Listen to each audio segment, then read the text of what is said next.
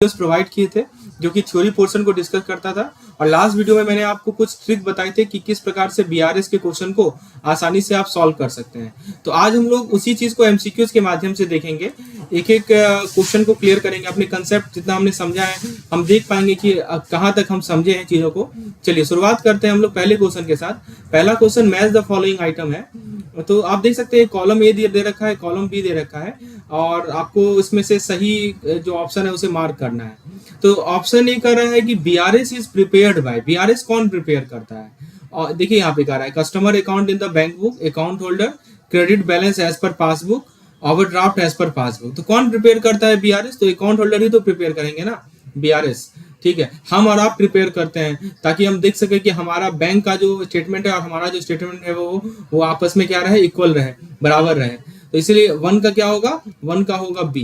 तो देखिए यहाँ पे ये ऑप्शन गलत हो गया कि वन का सी लिखा हुआ है, बाकी सब में वन का बी दिया हुआ है। फिर नेक्स्ट स्टेटमेंट है क्रेडिट बैलेंस इन कैश बुक मीन्स। आपको मैंने बताया था कि कैश बुक में क्रेडिट बैलेंस होना मतलब पासबुक में हमारा डेबिट बैलेंस होगा, और कैश बुक में क्रेडिट बैलेंस जो है हमारा अनफेवरेबल सिचुएशन होता है। तो ऑप्शन ए कह रहा है customer account in the bank book, बिल्कुल नहीं। Credit balance as per passbook, बिल्कुल नहीं, क्योंकि मैंने क्या बोला, क्रेडिट बैलेंस कैश बुक में है तो debit balance as per passbook होगा, तो सी तो नहीं होगा। हाँ, ओवरड्राफ्ट एज पर पासबुक यदि देखा जाए तो ओवरड्राफ्ट हमारा अनफेवरेबल बैलेंस होता है, और अनफेवरेबल बैलेंस को हम लोग पासबुक में डेबिट बैलेंस में शो करते हैं। तो ये हो सकता है कि क्रेडिट बैलेंस यदि कैश बुक में है तो आपका पासबुक में ओवरड्राफ्ट हो सकता है। तो 2 का जो होगा वो कौन सा होगा? डी नंबर होगा। तो देखिए 2 का डी में यहाँ भी लिखा हुआ है, यहाँ भी लिखा हुआ है, ये नहीं होगा, मतलब ऑप्शन ए हट गया। अब बचा बी और डी में हमें सेलेक्ट करना है। आगे देखते हैं BRS is a copy of. अब बचा कौन सा? ये खत्म हो गया, ये खत्म हो गया। ए और सी को देखिए, बीआरएस किसका कॉपी है? Customer account in the bank book, credit balance as per passbook. तो बीआरएस जो होता है बैंक रिकॉन्सिलिएशन स्टेटमेंट, ये कॉपी किसका होता है? कस्टमर का जो अकाउंट होता है बैंक बुक में। आपने पढ़ा होगा ना कि कैश बुक में एक कॉलम होता है हमारा, यदि आप कैश बुक भी बहुत तरह के होते हैं, 2 कॉलम 3 कॉलम। तो यदि हमारा 3 कॉलम कैश बुक है तो उसमें एक कॉलम होता है हमारा बैंक कॉलम होता है, राइट। तो ये कस्टमर अकाउंट होता है बैंक बुक में, बीआरएस उसी का कॉपी होता है। तो इसका ए हो जाएगा, यानी तीसरा का आंसर हो जाएगा ए हमारा। ठीक है, और लास्ट का रहा है कि debit balance in the cash book में। यदि मान लीजिए ये हमारा कैश बुक है, इसका डेबिट बैलेंस का मतलब क्या होता है कि हमारा पासबुक का ये क्या होगा? क्रेडिट बैलेंस होगा। तो 4 का हो जाएगा हमारा सी। ठीक है, तो देखिए कौन सा ऑप्शन सही है। तो आप यहाँ देख सकते हैं दोस्तों कि 1 का बी यानी बी, 1 का बी है, 2 का डी है, 3 का ए है और 4 का सी है, यानी ऑप्शन नंबर डी हमारा क्या है? सही है। तो होपफुली इससे आपको बहुत सारा कंसेप्ट क्लियर हुआ होगा इस क्वेश्चन के माध्यम से। चलिए आगे बढ़ते हैं। फ्रेंड्स, इस प्रकार के क्वेश्चन को यदि आप और प्रैक्टिस करना चाहते हैं तो हमारे एएफएम का जो मॉक टेस्ट कोर्स है उसमें आप ज्वाइन हो सकते हैं दोस्तों। ये जो एएफएम का मॉक टेस्ट कोर्स है ना, इसको इस तरह डिजाइन किया गया है कि आपको हर एक तरह का क्वेश्चन प्रैक्टिस करवाया जाएगा मॉक टेस्ट के फॉर्म में, क्विजेस के फॉर्म में। और आपको पता है quizzes is the best way we have. Second question है कि आपका जो डायरेक्ट कलेक्शन होता है कस्टमर के बिहाफ में, तो इस कारण से क्या होगा? डायरेक्ट कलेक्शन का मतलब क्या होगा? मान लीजिए कि कोई कस्टमर आया, वो डायरेक्टली बैंक में किसी के अकाउंट में पैसा जमा कर दिया, इसे कहते हैं हम लोग डायरेक्ट कलेक्शन। तो आपके सामने 3 ऑप्शन है। तो यदि हम, ऑब्वियस सी बात है कि यदि आपके खाते में डायरेक्ट पैसा जमा हो जाएगा तो आपका पासबुक बढ़ जाएगा, राइट। आपका पासबुक बढ़ जाएगा और आपको पता ही नहीं रहेगा, तो कैश बुक में तो आप एंट्री करेंगे नहीं। तो ऑब्वियस सी बात है कि पासबुक हायर दिखेगा और कैश बुक लोअर दिखेगा, बाकी ऑप्शन होने का संभावना ही नहीं है, क्योंकि डायरेक्ट कलेक्शन है ना, डायरेक्ट आपके अकाउंट में पैसा चला गया है। तो ऑब्वियस सी बात है बैंक क्या करेगी? आपके पासबुक का जो क्रेडिट साइड है उसे बढ़ा देगी, और कैश बुक में आपको चूंकि जानकारी नहीं है तो कैश बुक में आप उसे रिकॉर्ड ही नहीं करेंगे, राइट। तो option number A is the correct answer. अगला क्वेश्चन है कि यदि चेक डिसऑनर हो जाए और अमाउंट को हम लोगों ने कैश बुक के बैंक कॉलम में रिकॉर्ड कब करेंगे? ठीक है, आपको पता होगा दोस्तों कैश बुक में बहुत, यदि आपने पढ़ा है दोस्तों, ट्राई कॉलमनर कैश बुक में एक बैंक का कॉलम रहता है, एक डिस्काउंट का कॉलम रहता है और एक कैश वाला कॉलम तो रहता ही रहता है। तो आपसे पूछा जा रहा है कि चेक यदि डिसऑनर हो जाए और जो भी हम अमाउंट को रिकॉर्ड किए हैं कैश बुक के बैंक कॉलम में, कब रिकॉर्ड करेंगे? ऑप्शन ए कह रहा है when the amount is collected by bank, when the amount is paid by bank, when the cheque is dishonour, after the entry is posted in passbook. तो अब यहाँ पे देखिए बेसिकली क्या होता है कि डिसऑनर चेक हो जाए तो हम पहले क्या करते हैं कि कैश बुक में तो पहले ही हम जैसे हम चेक इशू करते हैं तो कैश बुक में तो पहले ही हम क्या कर लेते हैं, कैश बुक को क्रेडिट कर लिए होते हैं, राइट। तो कैश बुक हम क्रेडिट कर लिए होते हैं, लेकिन अब क्या होता है कि हमें पता नहीं था कि चेक डिसऑनर हो गया, लेकिन चेक तो डिसऑनर हो गया। ठीक है, तो क्या होता है कि जो भी हमने रिकॉर्ड कर रखा है bank column of the cash book, वो क्या होगा, वो अमाउंट को कब रिकॉर्ड किया जाएगा, अमाउंट को रिकॉर्ड तब किया जाएगा जब पासबुक में एंट्री पोस्ट हो जाएगा। ठीक है, तब जाके हम क्या करेंगे, उसे अपने कैश बुक के बैंक कॉलम में रिकॉर्ड करेंगे। अब देखिए अगला सवाल है, इनमें से कौन सा जो है बैंक कॉलम को बैंक और कैश बैलेंस को अफेक्ट नहीं करेगा। अब देखिए बहुत अच्छा सवाल है कि इनमें से कौन सा, आपके सामने कुछ इंस्टेंस दे रखा है कि आपको बताना है कि कौन सा ना ही बैंक कॉलम को ना ही कैश कॉलम को अफेक्ट करेगा। पहला कह रहा है कि हमने मिस्टर एक्स को चेक इशू किया और क्या हुआ, मिस्टर वाई के अकाउंट से डेबिट हो गया। ठीक है, तो चेक हमने इशू किया मिस्टर एक्स से, by debited to mister Y. और यहाँ क्या कर रहा है, दूसरा ऑप्शन क्या कर रहा है, cheque deposited and clear on the same date. अच्छा मान लीजिए कि चेक जो है आप डिपॉजिट किए, जब आप चेक डिपॉजिट करते हैं तो कैश बुक का डेबिट कॉलम को आप डेबिट कॉलम में एंट्री करते हैं और सेम डेट में हो गया तो पासबुक में क्रेडिट भी हो गया, तो यहाँ पे बैलेंस तो अफेक्टेड नहीं होगा ना। ठीक है, उसी तरह दोस्तों हमने क्या किया, मिस्टर एक्स को जब चेक इशू किया होगा, ठीक है, तो अपने कैश बुक में क्रेडिट बैलेंस डाल दिया होगा और जब डेबिट कर दिया गया, मिस्टर वाई ने उसी दिन डेबिट कर लिया तो पासबुक में डेबिट एंट्री हो गया होगा। तो साइमल्टेनियसली क्या हो रहा है कि कैश बुक में भी एंट्री हो रहा है, पासबुक में भी एंट्री हो रहा है। और ऐसे केस में जब भी दोनों चीज साइमल्टेनियसली हो रहा है तो हमारा बैंक और कैश बैलेंस अफेक्टेड नहीं होता है। इसीलिए करेक्ट आंसर है इसका option number C, both A and B. चलिए अगला सवाल है, यदि आपका कैश बुक में फेवरेबल बैलेंस है बीआरएस प्रिपेयर करते समय, तो कौन सा आइटम ऐड होगा, which item will be added, cheque deposited but not credited by bank, debit side of cash book is overcast. क्या कर रहा है दोस्तों, अच्छा ये बताइए कि कैश बुक में फेवरेबल बैलेंस होने का मतलब क्या हुआ, डेबिट बैलेंस होता है ना कैश बुक का फेवरेबल बैलेंस, आपको पता होगा। तो बीआरएस बनाते समय आपका डेबिट बैलेंस है। ठीक है, तो आपसे पूछा जा रहा है कि देखिए मैंने आपको बेसिक रूल समझाया था कि कैश बुक में आपका डेबिट बैलेंस है। ठीक है, तो बीआरएस बनाते समय कौन से आइटम को ऐड करेंगे, ये सवाल है। चलिए पहले ऑप्शन देख लेते हैं। Cheque deposited but not credited by bank, debit side of the cash book is overcast, any amount collected by bank on the behalf of customer but not been recorded in cash book, cheque omitted to be deposited into bank. तो देखिए आपको मैंने बताया था कि debit side है हमारे cash book में, ये हमारा फेवरेबल बैलेंस होता है कैश बुक। पहला क्या कर रहा है कि चेक हमने डिपॉजिट किया लेकिन बैंक ने उसे क्रेडिट नहीं किया, राइट। तो जैसे हमने चेक डिपॉजिट किया होगा तो हमने कैश बुक के डेबिट साइड में उसे एंट्री कर लिया होगा, राइट। कैश बुक के डेबिट साइड में हमने एंट्री कर लिया होगा उसे, लेकिन पासबुक में वो क्रेडिट हुआ नहीं है, तो पासबुक में हमें उसे क्रेडिट करना पड़ेगा, राइट। तो यहाँ पे डेबिट है और यहाँ पे क्रेडिट है। ठीक है, और बेसिक सा नियम है, जब डेबिट क्रेडिट रहता है तो हम सब्ट्रैक्ट करते हैं, हम ऐड नहीं करते हैं। आपसे पूछा जा रहा है कौन सा आइटम ऐड होगा, ठीक है, तो यहाँ पे तो सब्ट्रैक्शन हुआ। उसके बाद बी ऑप्शन को पढ़िए, क्या कर रहा है कि कैश बुक का जो डेबिट साइड है उसे ओवरकास्ट कर लिया गया। ओवरकास्ट मतलब क्या होता है ना कि आपने ज्यादा लिख दिया है पैसा, 100 लिखना था तो आपने 200 लिख दिया, यही होता है ओवरकास्ट का मतलब, समझे। तो अब जैसे मान लीजिए कि आपका ये कैश बुक है, इसके डेबिट साइड को आपने बढ़ा के लिख दिया, तो क्या करना होगा, तो इसका जो पासबुक है, पासबुक की क्रेडिट साइड को आपको क्या करना पड़ेगा, घटाना पड़ेगा। ठीक है, तो वही देखिए फिर से डेबिट क्रेडिट आ गया, तो ये भी हमारा माइनस माइनस भरेगा, नेगेटिव होगा। थर्ड केस को देखते हैं, तीसरा केस में है any amount collected by bank on behalf of customer but not recorded in cash book. अब देखिए बैंक ने तो कलेक्ट कर लिया, यानी बैंक के पासबुक में हमारा क्रेडिट एंट्री हो गया, तो हमें कैश बुक में क्या करना पड़ेगा, कैश बुक में डेबिट एंट्री करना पड़ेगा ना। तो अभी मेरे पास पहले से फेवरेबल बैलेंस है यानी डीआर है, और फिर से डीआर हो रहा है, तो डीआर ऐड होता है, तो इसीलिए हमारे यहाँ पे ऐड होगा। और लास्ट ऑप्शन कर रहा है cheque omitted to be deposited into bank. तो हमने क्या किया कि चेक को डिपॉजिट किया है बैंक में, लेकिन हम भूल गए, तो यहाँ भी हमारा नेगेटिव होगा। तो अल्टीमेटली ऑप्शन सी है जहां पॉजिटिव है, इसीलिए करेक्ट आंसर है इसका ऑप्शन नंबर सी। अगला सवाल है, इनमें से कौन सा हमारा कैश बुक और पासबुक के बीच का जो बैलेंस है इसका कारण नहीं है, डिफरेंस होने का कारण नहीं है। मतलब किस केस में दोस्तों डिफरेंस नहीं आएगा, ये पूछा जा रहा है। नहीं आएगा, ध्यान दीजिएगा, पासबुक में एरर होगा तो डिफरेंस आएगा ही आएगा। जब हमारा मान लीजिए कि पासबुक में कुछ गलती हो गया, तो जब हम उसे रिकॉर्ड करेंगे कैश बुक और पासबुक में, तो एरर तो आएगा ही ना। यदि कैश बुक में कुछ एरर हो गया तो वो भी हमें डिफरेंस दिखेगा। यदि हमने चेक इशू किया लेकिन पेमेंट के लिए प्रेजेंट नहीं किया, अच्छा जैसे आप चेक इशू करेंगे ना, आप क्या करेंगे कि अपने कैश बुक में उसे आप ये क्रेडिट एंट्री कर देंगे, ठीक है। अब चूंकि वो पेमेंट ही के लिए प्रेजेंट ही नहीं किया गया, तो पासबुक में तो कुछ एंट्री होगा ही नहीं, तो यहाँ भी डिफरेंस आ जाएगा। तो इस केस में भी डिफरेंस होगा। बाकी ऑप्शन डी कह रहा है कि चेक हमने डिपॉजिट किया और उसी दिन क्लियर हो गया, तो जब आप चेक को डिपॉजिट करेंगे तो कैश बुक में क्या करेंगे, आप क्रेडिट एंट्री करेंगे, राइट। हाँ, कैश बुक में क्या करेंगे, आप डेबिट एंट्री करेंगे, और क्लियर जब हो जाएगा पासबुक में क्या हो जाएगा, वो आपका क्रेडिट एंट्री हो जाएगा। तो ये देखिए एक ही दिन में हो रहा है ना, तो यहाँ पे कैश बुक और पासबुक में कुछ अंतर दिखेगा आपको, बिल्कुल नहीं दिखेगा। तो ऑप्शन डी इसका सही जवाब है, क्योंकि आपसे पूछा गया है कि इनमें से कौन किस चीज के कारण डिफरेंस नहीं आएगा, तो ऑप्शन डी के कारण डिफरेंस नहीं आएगा। तो करेक्ट आंसर है हमारा ऑप्शन नंबर डी।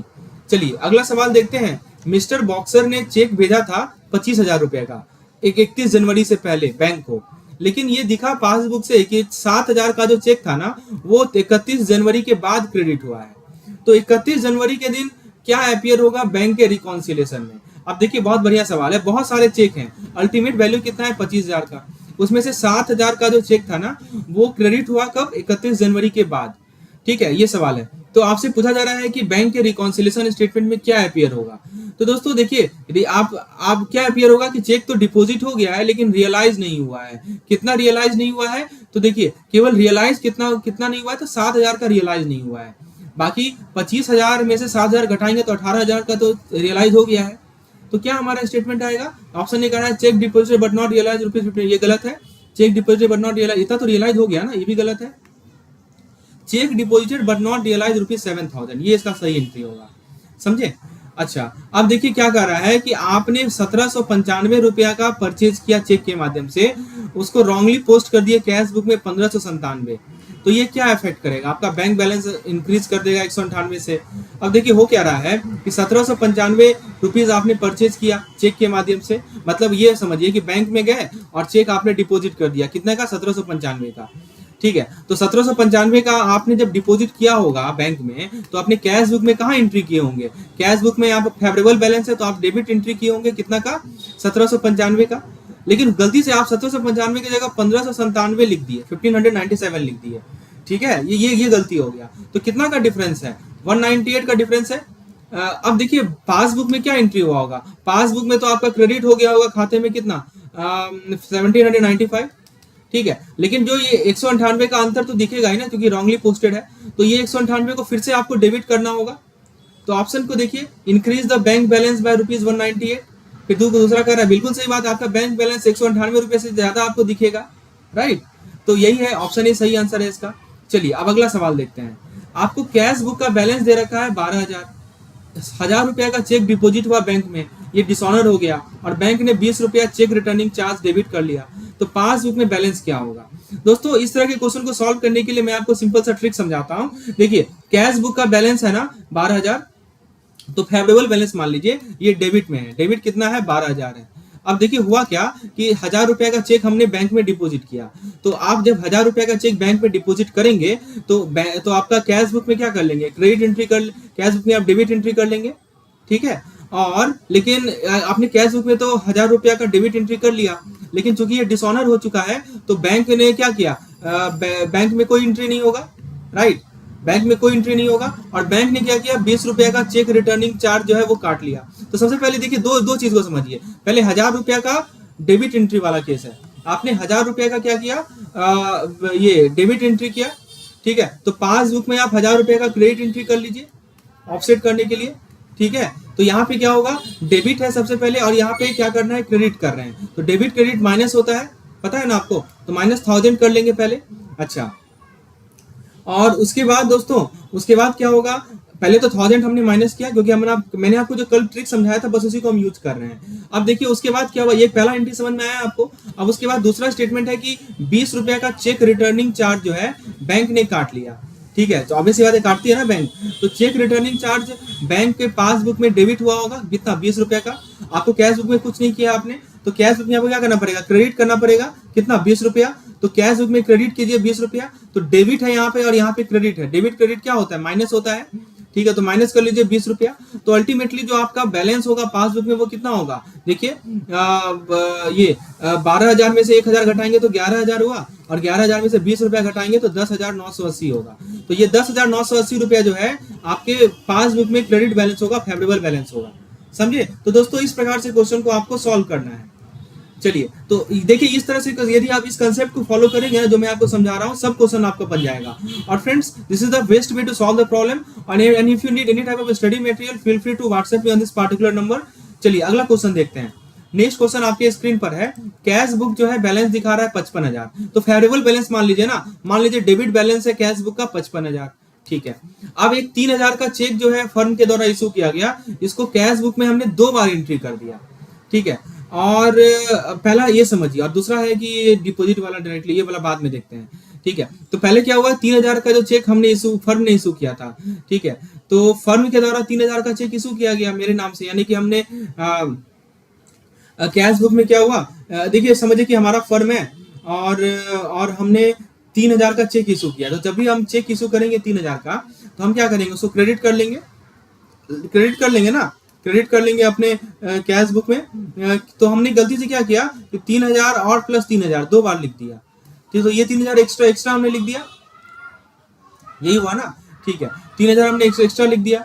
लेकिन आप यहाँ पे देखिए, तो इसको सही करने के लिए हम क्या करेंगे, इसको सही करने के लिए हम क्या करेंगे दोस्तों, डेबिट कर लेंगे 3,000 पासबुक में से, राइट। 3,000 पासबुक में से डेबिट कर लीजिए। तो डेबिट क्या होता है, प्लस होता है, तो प्लस 3,000 हो जाएगा, राइट। ये समझ में आया आपको, क्योंकि हमने 3,000, हमको लिखना था 3,000, लेकिन हमने लिख दिया 6,000। तो अल्टीमेटली इसको सही करने के लिए क्या करेंगे, पासबुक में 3,000 डेबिट कर लेंगे, क्योंकि कैश बुक का क्रेडिट पासबुक का डेबिट होता है, तो हमारा बैलेंस हो जाएगा। अच्छा, उसके बाद क्या कर रहा है कि कस्टमर, किसी फर्म का जो कस्टमर था, उसने 2,000 रुपया डायरेक्टली बैंक में डिपॉजिट कर दिया। अब देखिए, बैंक में जब डायरेक्टली डिपॉजिट हो गया होगा, तो आपका फर्म का जो कैश पासबुक में क्या होगा, क्रेडिट एंट्री हो जाएगा। पासबुक में 2,000 रुपये का क्या हो जाएगा, क्रेडिट एंट्री हो जाएगा, सीआर हो जाएगा।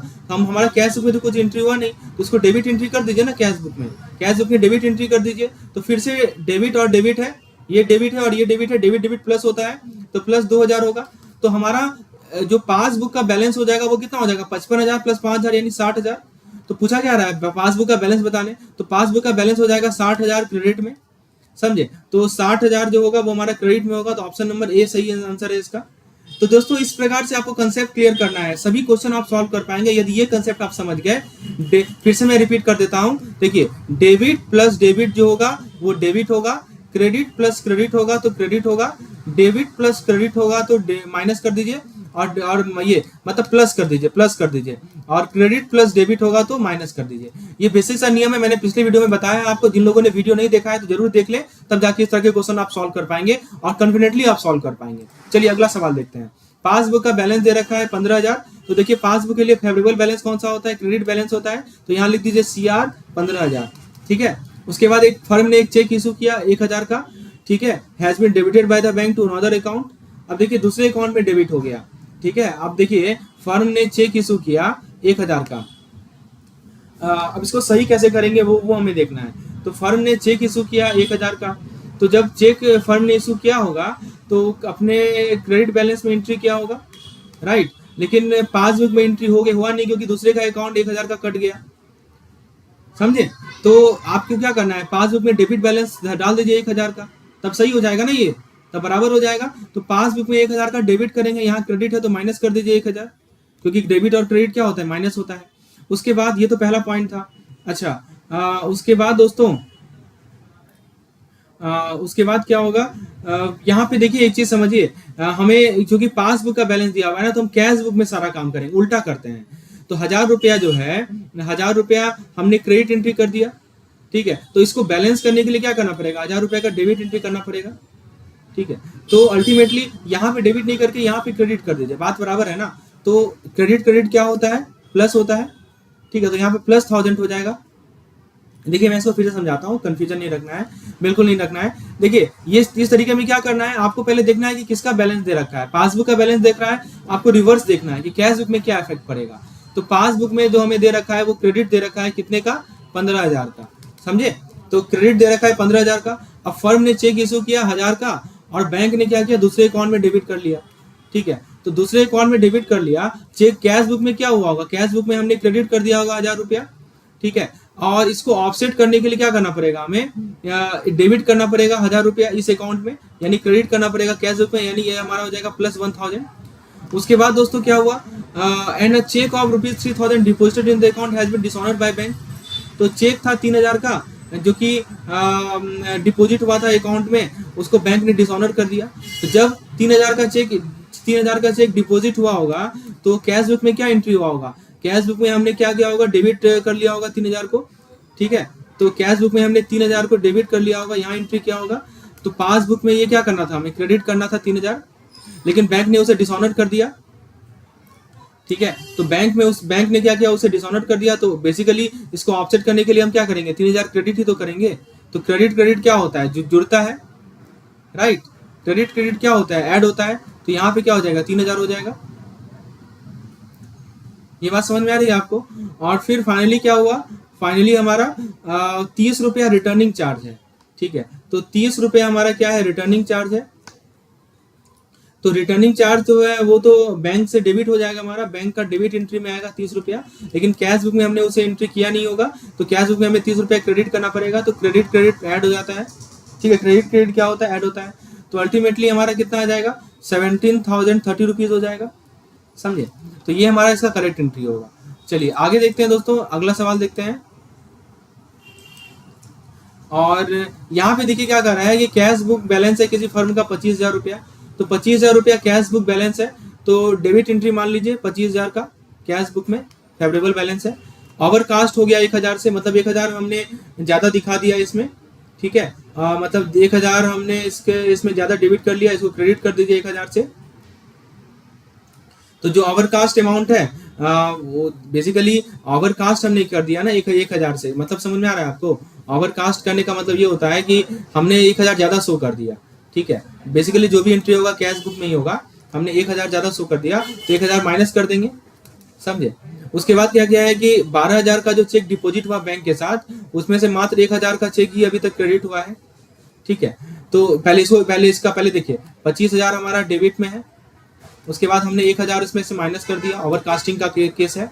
और 12,000 का जो चेक डिपॉजिट हुआ है बैंक में, जब हम चेक डिपॉजिट करेंगे बैंक में तो कैश बुक में क्या करेंगे हम लोग, कैश बुक में उसका हम लोग डेबिट कर लेंगे 12,000, ठीक है। लेकिन मात्र 10,000 का ही चेक क्रेडिट हुआ है। तो पासबुक में कितना हुआ है, 10,000 का ही चेक अभी तक क्रेडिट हुआ है। तो और 2,000 का कर दीजिए क्रेडिट।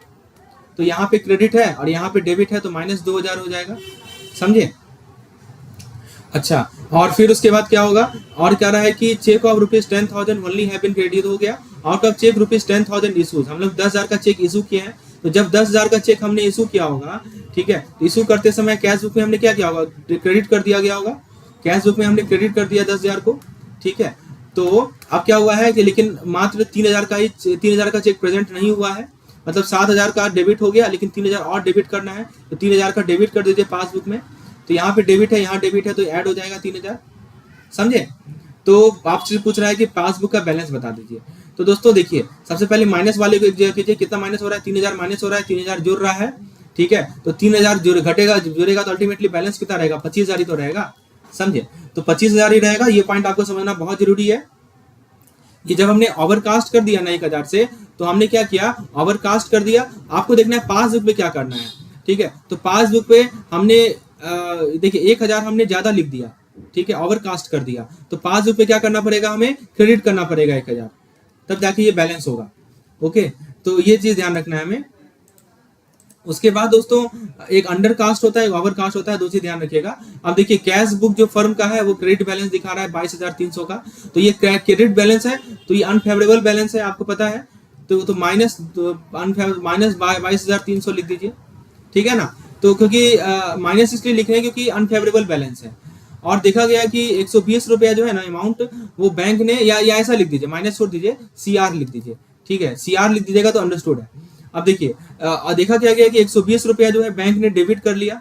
तो 120 रुपया बैंक ने जब डेबिट कर लिया, 120 रुपया डेबिट कर लिया, तो डेबिट साइड में आएगा 120 रुपया। तो कैश बुक में क्रेडिट होना चाहिए 120 रुपया, हमने किया नहीं तो कर दीजिए। तो 120 रुपया क्रेडिट कर दीजिए कैश बुक में। क्रेडिट क्या होता है, ऐड हो जाता है, ठीक है। उसके बाद एक चेक था 3,000 का जो कि बैंक में डिपॉजिट किया गया, अभी तक क्रेडिट नहीं हुआ है, तो इसका एंट्री कैसे होगा। तो जब हमने 3,000 रुपया का चेक डिपॉजिट किया होगा, तो कैश बुक में हमने क्या किया होगा, कैश बुक में हमने इधर रिसीट होता है, इधर पेमेंट होता है, तो इधर रिसीट हमने डेबिट कर लिया होगा 3,000, लेकिन अभी तक पासबुक में क्रेडिट नहीं हुआ है। तो पासबुक में उसे क्या करना पड़ेगा, क्रेडिट करना पड़ेगा 3,000। तो क्रेडिट है, क्या हो जाएगा बताइए, क्रेडिट ऐड हो जाता है, ठीक है, प्लस 3000 हो जाएगा, समझे। तो अल्टीमेटली क्या हो रहा है बताइए, अल्टीमेटली 22,300 प्लस 120 प्लस 3000 यानी कितना हो जाएगा 25,420। तो ऑप्शन नंबर 20 सही आंसर हो जाएगा।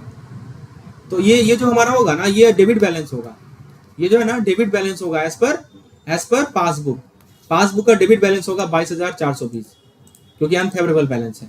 उसके बाद देखिए क्या कर रहा है, balance in the current account of firm as bank is 556,219, ठीक है। और उसके बाद अब उल्टा है, रिवर्स है, कैश बुक में क्या इफेक्ट होगा। तो अब देखिए ये बैंक बैलेंस है, ये पासबुक का बैलेंस दे रखा है। तो मान लीजिए कि ये हमारा डेबिट बैलेंस है पासबुक का, क्योंकि फेवरेबल बैलेंस पासबुक में, सॉरी क्रेडिट बैलेंस है, क्रेडिट बैलेंस है 56219, ठीक है। बैंक ने डिविडेंड अमाउंट क्रेडिट किया 320 रुपया का, तो डिविडेंड क्रेडिट तो कर दिया होगा, लेकिन कैश बुक में हमने डेबिट नहीं किया, तो डेबिट कर देना है कैश बुक में। तो डेबिट करना, यहाँ डेबिट है और यहाँ पे क्रेडिट है, डेबिट क्रेडिट माइनस होता है, तो माइनस 320 कर दीजिए। उसके बाद क्या होगा बताइए, उसके बाद आपका 12,000 का चेक था जो कि फर्म ने इशू किया था। तो जब फर्म चेक इशू करेगी 12,000 का, तो वो कैश बुक में क्या कर लेगी, कैश बुक में उसे क्रेडिट कर लेगी, 12,000 से क्रेडिट कर लेगी कैश बुक में, ठीक है। लेकिन 9,000 का पेमेंट हुआ है, 9,000 मतलब डेबिट हो चुका है पासबुक में, 3,000 और डेबिट होना है, तो 3,000 और डेबिट कर दीजिए, ठीक है। तो ये डेबिट है और यहाँ पे क्रेडिट है, तो माइनस हो जाएगा 3,000, ठीक है। तो आपसे पूछा गया है कि कैश बुक का बैलेंस बता दीजिए। तो 56,219 में से 3,000 घटाइएगा तो कितना हो जाएगा 53,219, और उसमें से 320 और घटा दीजिए तो कितना हो जाएगा 9, ये 9 to 11, ये हो जाएगा आपका एक कम कर दीजिए, 8 3 11, और ये हो जाएगा आपका 52,899, ऑप्शन नंबर बी सही आंसर है। तो चीजें समझ में आ रही है दोस्तों, इतने एग्जांपल से मैं आपको क्लियर करना चाह रहा हूँ कि इस तरह के क्वेश्चन को आपको किस प्रकार से सॉल्व करना है। ये सबसे बेस्ट मेथड है जो मैंने आपको ट्रिक समझाया है, जिसे आप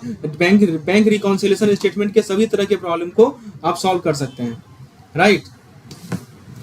चलिए आगे देखते हैं दोस्तों। अगला सवाल है, देखा गया है कि फर्म के द्वारा देखा गया है कि बैंक ने 200 रुपया सर्विस चार्ज के रूप में डेबिट कर लिया गया है, और अमाउंट जो है an amount not related to firm ₹2,000 has been credited by bank, firm has issued a cheque of ₹3,000 which has been debited by. अब देखिए सबसे पहले तो ये समझिए कि ओवरड्राफ्ट अकाउंट बैंक में दे रखा है 34,500, तो ये ओवरड्राफ्ट अकाउंट जो होगा ये क्रेडिट बैलेंस होगा, या ये तो ऑब्वियस सी बात है नेगेटिव में आएगा ना, तो ये डेबिट बैलेंस होगा ना, ठीक है, अनफेवरेबल बैलेंस है। तो पहले तो लिख दीजिए कि डेबिट 34,500।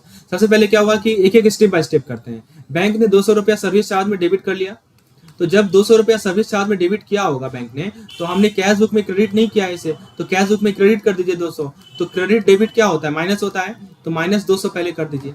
उसके बाद देखिए क्या कर रहा है, अमाउंट जो कि 2,000 से है ये बैंक में क्रेडिट कर दिया गया है, ठीक है। तो पासबुक में इसका एंट्री दिखेगा आपको, पासबुक में क्या एंट्री दिखेगा 2,000 क्रेडिटेड, लेकिन कैश बुक में एंट्री दिखेगा नहीं, तो कैश बुक में इसे डेबिट करना है 2,000, तो यहाँ पे डेबिट है और यहाँ पे क्या है डेबिट है, डेबिट डेबिट जोड़ देता है, तो यहाँ लिख दीजिए प्लस 2,000, ठीक है। उसके बाद तीसरा चीज देखिए, तीसरा क्या काम हो रहा है, स्टेप बाय स्टेप करेंगे ना, सब तरह का क्वेश्चन आप सॉल्व कर लेंगे एकदम आसानी से। तीसरा काम क्या हो रहा है बताइए, तीसरा काम ये हो रहा है कि फर्म ने चेक इशू किया है 3,000 का, जो कि डेबिट हो गया है पार्टनर के अकाउंट में, which has been debited to the account of partner. तो देखिए ये तो डेबिट हो ही गया ना, तो इसका तो कोई इफेक्ट पड़ेगा नहीं, क्योंकि अल्टीमेटली उसी दिन हो गया डेबिट, ठीक है। यदि नहीं होता डेबिट तब फिर मानते बात को, ठीक है। चलिए, तो आपसे पूछा गया है कि कैश बुक में बैलेंस क्या होगा, तो अल्टीमेटली 34,500 में 2,000 जोड़ लेंगे तो 36,500 नहीं हो जाएगा, उसमें से 200 माइनस कर लेंगे तो आपका कितना हो जाएगा, ये 34,500 था ना, हाँ 34,500 था। अच्छा यहाँ पे शायद नहीं लिखा है 3,000 को हमें, देखिए फर्म ने जब 3,000 का चेक इशू किया होगा तो कैश बुक में क्या एंट्री किया होगा, 3,000 को क्रेडिट कर लिया गया होगा, लेकिन पासबुक में एंट्री नहीं हुआ है, तो पासबुक में 3,000 को हमें क्या करना पड़ेगा, डेबिट करना पड़ेगा। तो डेबिट डेबिट ऐड हो जाएगा, तो प्लस 3,000 इसको भी जोड़ लीजिए, तो 34 प्लस 5,000 कितना हो जाएगा 39,500, और 200 माइनस कर लेंगे तो 39,300 इसका करेक्ट आंसर हो जाएगा, ठीक है। चलिए, लेकिन गलती क्या हुआ ना, देखिए यहाँ पे गलती क्या है कि फर्म ने तो चेक इशू कर दिया 3,000 का, लेकिन क्या किया कि पार्टनर का अकाउंट डेबिट कर दिया। हमें डेबिट करना था फर्म का अकाउंट, लेकिन हमने क्या किया पार्टनर का अकाउंट डेबिट कर लिया। तो फर्म का अकाउंट डेबिट कर दीजिए, तो पासबुक में 3,000 का डेबिट हो जाएगा, और डेबिट डेबिट ऐड होता है, समझे ना बात को, ये पॉइंट है। चलिए, होपफुली आपको समझ में आ गया होगा। तो फ्रेंड्स एक और क्वेश्चन कर लेते हैं, बहुत इंटरेस्टिंग सा क्वेश्चन है। आपको देखिए कैश बुक का बैलेंस दे रखा है 12,000 ओवरड्राफ्ट। ओवरड्राफ्ट बैलेंस जो होता है कैश बुक का वो क्रेडिट बैलेंस होता है, अनफेवरेबल बैलेंस है, मैंने बताया था। पहले CR लिख दीजिए 12,000। अब देखिए स्टेप बाय स्टेप करते हैं। 3300 का चेक डिपॉजिट किया गया बैंक में। जब आप चेक को डिपॉजिट करेंगे बैंक में तो कैश बुक में आप क्या एंट्री करेंगे बताइए?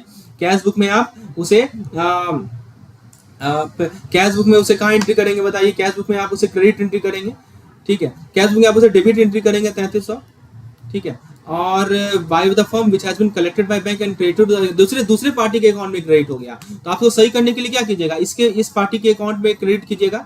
तो 3300 जो है इसके पार्टी में क्रेडिट कर दीजिए 3300। तो यहाँ क्रेडिट है, यहाँ क्रेडिट है, क्रेडिट ऐड होता है तो प्लस 3300 हो जाएगा। उसके बाद सेकंड एंट्री देखिए क्या है, 1200 का चेक जो है फर्म ने इशू किया। तो फर्म जब चेक इशू करती है, ठीक है, तो फर्म जब चेक इशू करती है तो कैश बुक में डेबिट कर लेगी 1200 रुपया और दूसरे पार्टी के अकाउंट में डेबिट हो गया। तो आपको इस पार्टी के अकाउंट में डेबिट करना है तो 1200 को डेबिट कर लीजिए। डेबिट क्रेडिट माइनस होता है तो माइनस 1200। तो आप कैश बुक का पूछा है कि पासबुक का बैलेंस बता दीजिए।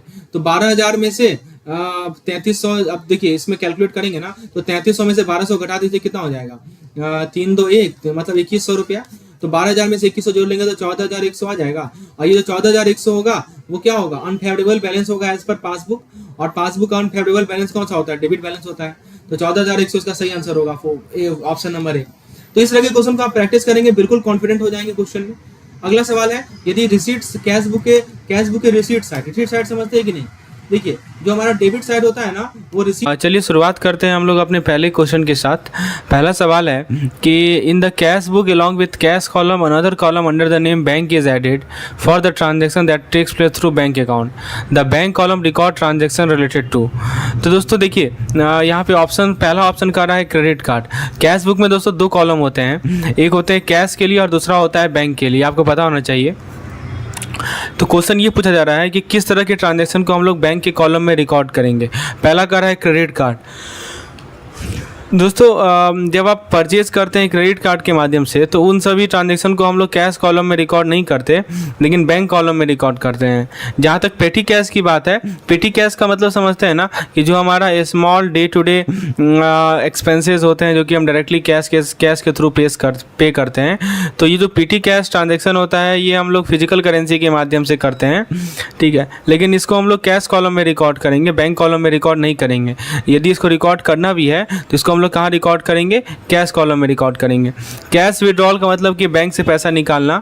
तो जब आप कैश विड्रॉ करते हैं, ठीक है, तो ये भी बैंक कॉलम में रिकॉर्डेड होता है। लेकिन सवाल ये पूछा जा रहा है कि बैंक कॉलम किस तरह के ट्रांजैक्शन को रिकॉर्ड करेगा। तो दोस्तों सही जवाब है इसका option number D, that is bank transaction.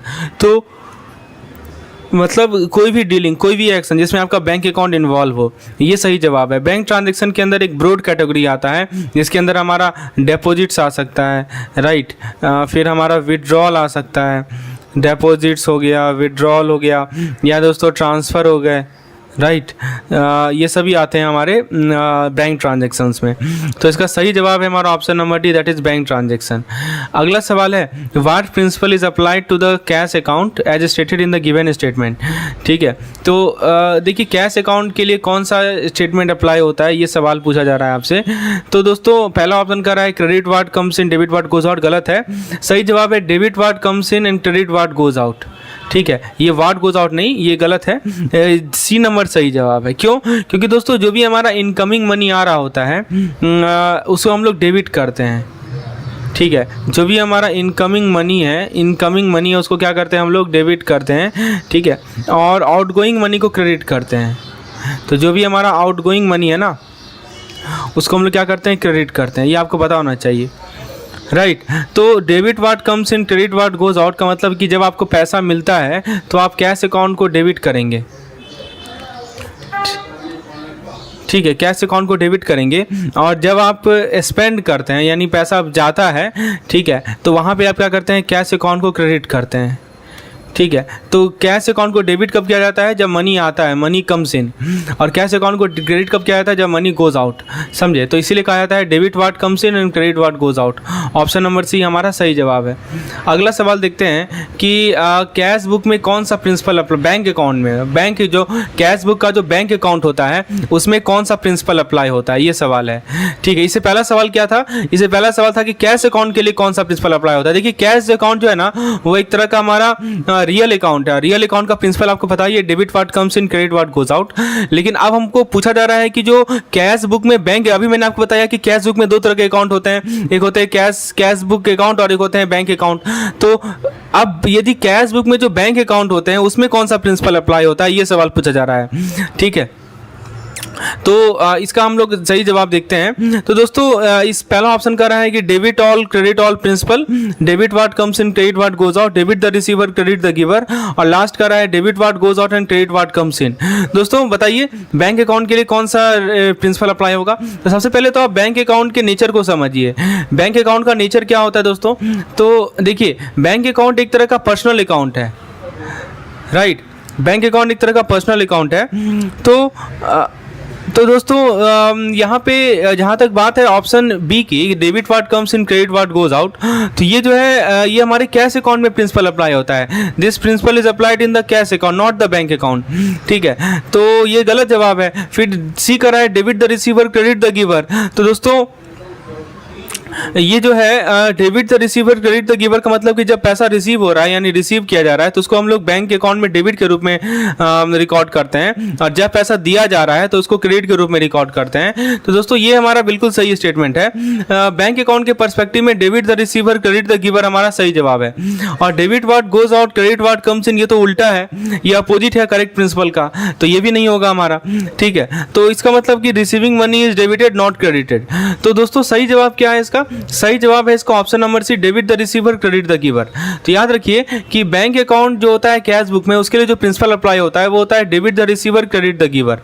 चलिए अगला सवाल है कि जब कैश या चेक को डिपॉजिट करते हैं बैंक अकाउंट में तो उसको कैश बुक में कैसे पोस्ट किया जाता है।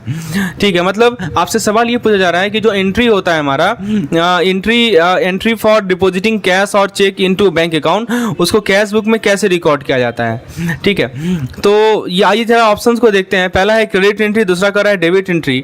दोस्तों इसका मतलब ये हुआ कि आप जो भी आप कैश या चेक को डिपॉजिट करते हैं बैंक अकाउंट में तो उसको हम लोग क्रेडिट एंट्री के रूप में पोस्ट करते हैं, रिकॉर्ड करते हैं। ठीक है, तो ये तो कहा जा रहा है, लेकिन ये ऑप्शन गलत है। गलत क्यों है? क्योंकि जो हमारा स्टैंडर्ड अकाउंटिंग प्रिंसिपल कहता है कि जब भी आप कैश या चेक को डिपॉजिट करते हैं बैंक अकाउंट में तो उसको हम लोग डेबिट एंट्री करते हैं, ना कि क्रेडिट एंट्री करते हैं। ऑप्शन बी डेबिट एंट्री बिल्कुल सही है।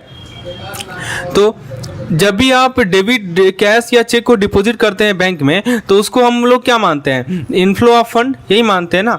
उसको आप क्या मानते हैं? Inflow of fund. मतलब जब आप कैश या चेक को डिपॉजिट करते हैं बैंक अकाउंट में इसको क्या कहा जाता है? Inflow of fund.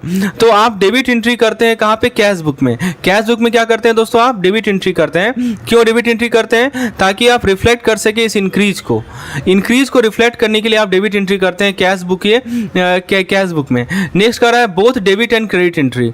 इसका मतलब क्या होता है कि आप ट्रांजैक्शन को डेबिट में भी एंट्री कर रहे हैं, क्रेडिट में भी एंट्री कर रहे हैं। ये ऑप्शन एप्लीकेबल नहीं है स्पेसिफिक ट्रांजैक्शन के लिए जो कि क्वेश्चन में मेंशन्ड है। जब भी आप किसी कैश या चेक को डिपॉजिट करते हैं तो आप डेबिट एंट्री रिप्रेजेंट करते हैं ताकि फंड में इंक्रीज हो सके। और लास्ट कर रहा है no entry is required.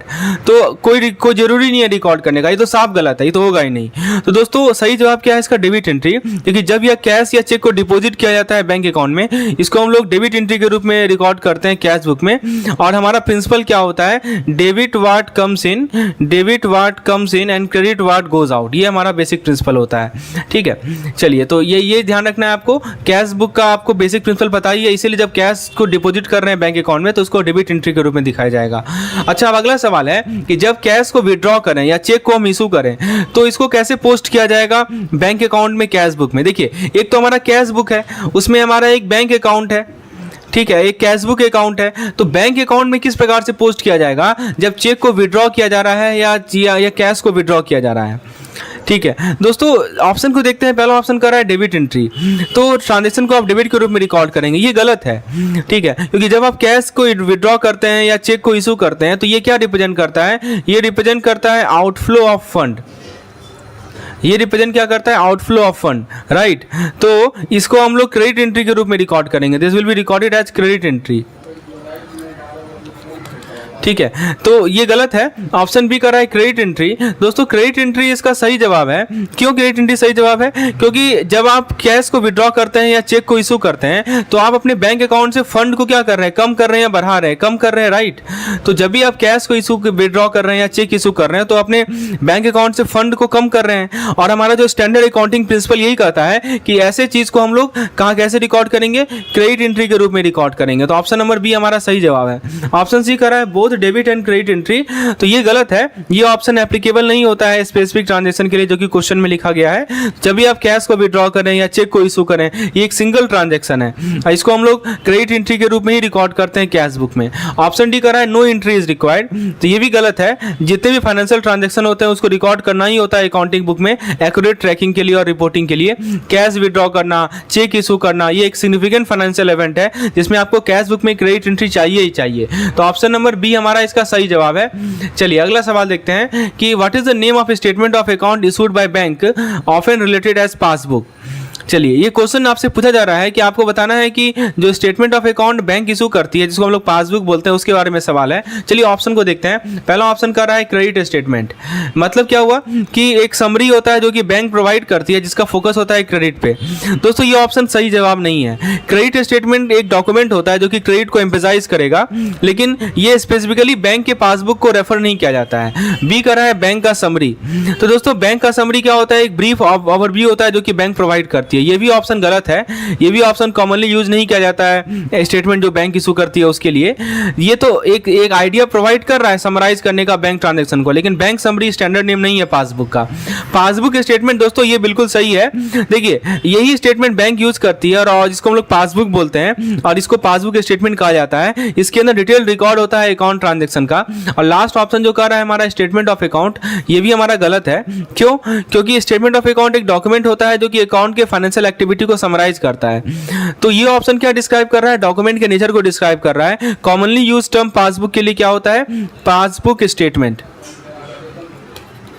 Passbook statement, ठीक है। तो ये ध्यान रखना है। तो सही जवाब क्या है इसका, passbook statement is the correct answer. तो याद रखिए कि जो statement of account bank issue करती है उसे हम लोग पासबुक स्टेटमेंट कहते हैं। अब अगला सवाल देखिए, अगला फिल इन द ब्लैंक्स है। When a dash entry in our cash book is shown as dash entry in the passbook, ठीक है। अब देखिए ऑप्शन है debit debit, debit credit, credit credit, credit debit.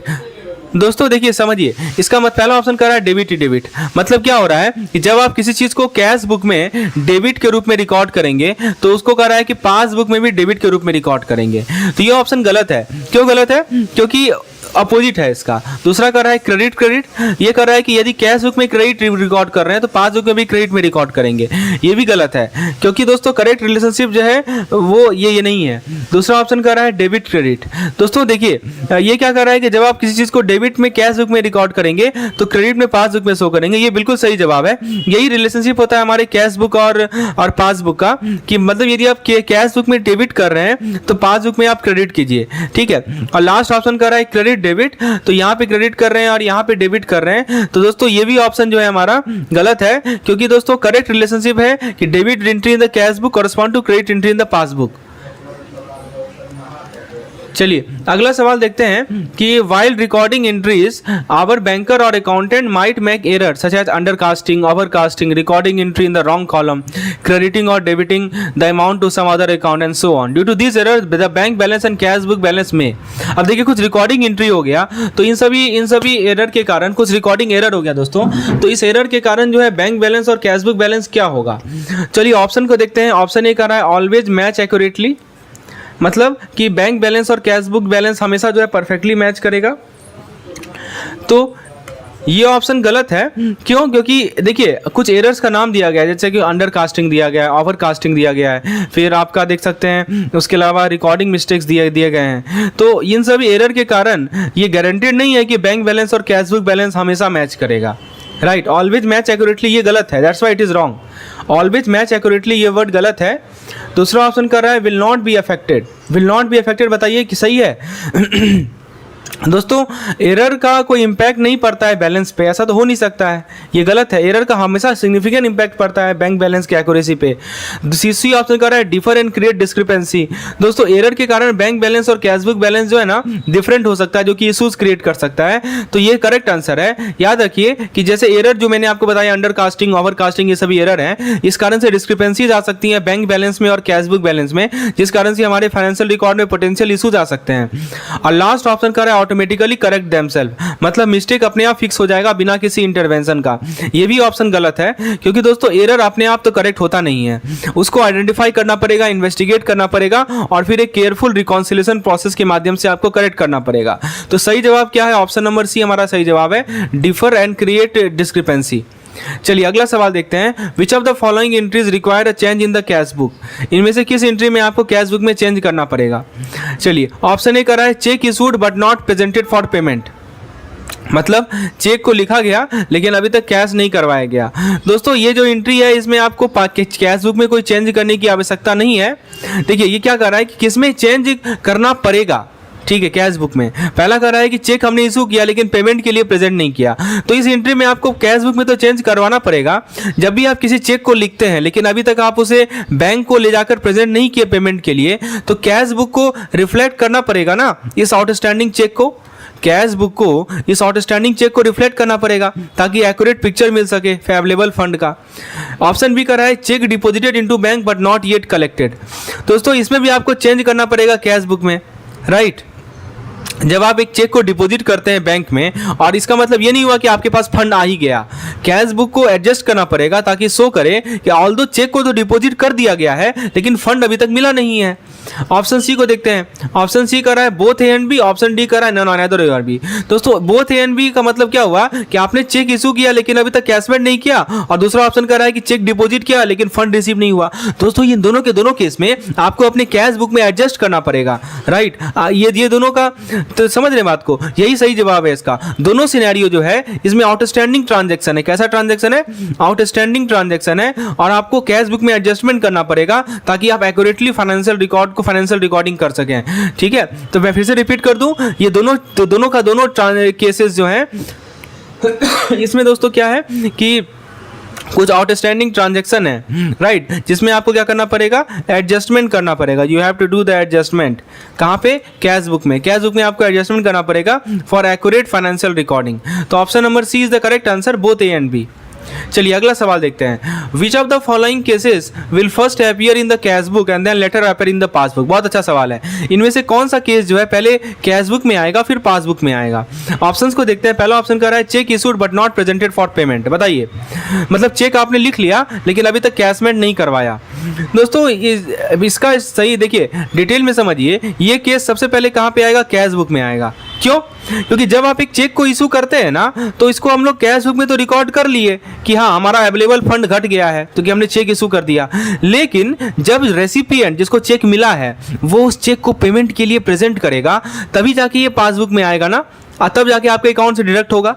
तो कहने का मतलब पहले तो ये कैश बुक में अपीयर हो गया, ठीक है। चलिए ऑप्शन बी को देखते हैं। Cheque deposited into the bank but not yet collected. अब इसका मतलब समझिए, जब आप एक चेक को बैंक में डिपॉजिट करते हैं तो आप अपने कैश बुक में क्या नोट कर लेंगे? बताइए। आप अपने कैश बुक में ये नोट करेंगे ना कि हमारा जो फंड है वो बढ़ेगा, क्योंकि हमने चेक डिपॉजिट कर रखा है तो फंड मेरा बढ़ेगा, लेकिन अभी तो बढ़ा नहीं है ना।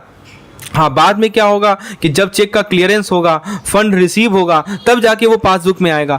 तो आप ये चीज नोट कर रहे हैं कि दोनों का दोनों केस, चाहे ए हो चाहे बी हो, दोनों केस में सबसे पहले तो हम कैश बुक में अपीयर हो रहा है वो केस, और तब जाके वो पासबुक में अपीयर हो रहा है। तो दोस्तों सही जवाब क्या है कि दोनों सिनेरियो के अंदर ऐसा एंट्री हो रहा है जो कि सबसे पहले तो कैश बुक में हो रहा है और फिर जाकर पासबुक में हो रहा है, ठीक है। तो ये दोनों आउटस्टैंडिंग ट्रांजेक्शन को रिप्रेजेंट कर रहा है। Both of them represent the outstanding transaction. Option number C is the correct answer.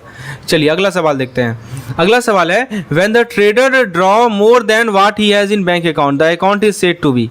समझिए इसका मतलब कि आप इस टर्म को पूछा जा रहा है टर्म के बारे में। जब ट्रेडर जो है ज़्यादा पैसा विड्रॉ करता है, जितना उसके बैंक अकाउंट में अवेलेबल है उससे ज़्यादा, तो इसको क्या बोलते हैं? अकाउंट को क्या बोलते हैं?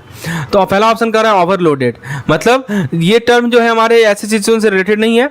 ओवरलोडेड का मतलब क्या होता है कि हमारा एक्सेस होना, एक्सेसिव अमाउंट होना किसी चीज़ का, जो कि बैंक अकाउंट से रिलेटेड नहीं है। ओवरबुक का मतलब क्या होता है कि हम अवेलेबल स्लॉट से ज़्यादा बुक कर लिए। ये भी सही जवाब नहीं है। ओवर बुकिंग का मतलब क्या होता है कि रिजर्वेशन होना, अपॉइंटमेंट होना, और ये भी हमारे बैंक अकाउंट के कॉन्टेक्स्ट में यूज नहीं किया जाता। ओवररन का मतलब क्या होता है कि हम एक लिमिट्स के बियॉन्ड जा रहे हैं, ये भी गलत है। ओवररन का मतलब कि हम स्पेसिफिक लिमिट को एक्सीड कर रहे हैं, एक्सपेक्टेड बाउंड्री से ज़्यादा जा रहे हैं, दूर जा रहे हैं। ओवरड्रॉन का मतलब क्या होता है कि हम ज़्यादा विदड्रॉ कर रहे हैं, जितना हमारे बैंक अकाउंट में अवेलेबल है उससे ज़्यादा। ये सही जवाब है। दोस्तों देखिए, जब कोई ट्रेडर ओवरड्रॉ करता है ना, इसका मतलब कि वो ज़्यादा पैसा निकाल रहा है जो कि उसके बैंक अकाउंट में है, जिस कारण से उसका बैलेंस जो है वो क्या हो जाएगा, नेगेटिव हो जाएगा। समझे बात को? तो वही कहा जा रहा है कि जब ट्रेडर ड्रॉ करता है ज़्यादा as compare to what he has in bank account, the account is said to be overdrawn. Account को हम लोग क्या बोलते हैं? ओवरड्रॉन अकाउंट बोलते हैं। Option number D is the correct answer. चलिए अगला सवाल देखते हैं। Where are interest and dividend recorded in the cash book based on the given statement. अब देखिए आपसे सवाल है कि इंटरेस्ट और डिविडेंड को कहाँ रिकॉर्ड किया जाता है? क्रेडिट साइड में, डेबिट साइड में, दोनों साइड में, या किसी साइड में नहीं? दोस्तों पहला ऑप्शन कर रहा है क्रेडिट साइड। ध्यान दीजिएगा कि जो आपको पता है, पहले ये चीज़ पता है कि नहीं पता है कि कैश बुक का कौन सा साइड क्रेडिट होता है, कौन सा डेबिट होता है? मैं बताता हूँ। जैसे ये मान लीजिए कि आपका कैश बुक है, तो कैश बुक का जो राइट साइड होगा ना वो क्रेडिट साइड होगा, कैश बुक का लेफ्ट साइड जो होता है वो डेबिट साइड होता है। तो पहला ऑप्शन कर रहा है कि इंटरेस्ट और डिविडेंड को हम लोग राइट साइड में रिकॉर्ड करेंगे। ठीक है, तो मतलब ये तो गलत है। देखिए इंटरेस्ट और डिविडेंड को डेबिट साइड में रिकॉर्ड किया जाता है, not in the credit side. ठीक है, तो ऑप्शन बी है डेबिट साइड, बिल्कुल सही जवाब है। देखिए स्टेटमेंट के अनुसार जब भी कोई ट्रेडर एडवाइस रिसीव करता है किसी बैंक से कि एक उस पे अकाउंट ड्यू है, जैसे कोई इंटरेस्ट या डिविडेंड, मैं फिर से रिपीट कर रहा हूं, मैं सुनिए बात को ध्यान से। जब भी कोई ट्रेडर है उसको बैंक से एडवाइस मिलता है कि उसको अमाउंट ड्यू है, बैंक का अमाउंट ड्यू है। ठीक है, तो जैसे इन ड्यू में क्या हो सकता है, इंटरेस्ट ड्यू है या डिविडेंड ड्यू है, तो इस केस में इस सभी को कहाँ रिकॉर्ड किया जाएगा? हमारे कैश बुक के डेबिट साइड में रिकॉर्ड किया जाएगा। याद रख लीजिए कि जो भी हमारा इंटरेस्ट है, जो भी हमारा डिविडेंड है, उसको हम लोग कैश बुक के डेबिट साइड में रिकॉर्ड करते हैं। अच्छा, ऑप्शन सी करा है both credit and debit side, ये गलत है, और नाइदर तो ये भी गलत है। चलिए, तो इसका आंसर क्या है? इसका ओनली डेबिट साइड।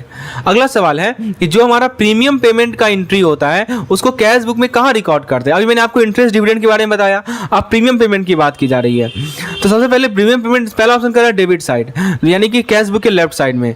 ये ऑप्शन गलत है कि क्योंकि इंटरेस्ट, जैसे आप देखिए एग्जांपल के तौर पर प्रीमियम पेमेंट क्या हो सकता है? जैसे मान लीजिए इंश्योरेंस पेमेंट है, यही प्रीमियम एक तरह का है, इंश्योरेंस पेमेंट प्रीमियम है एक तरह का।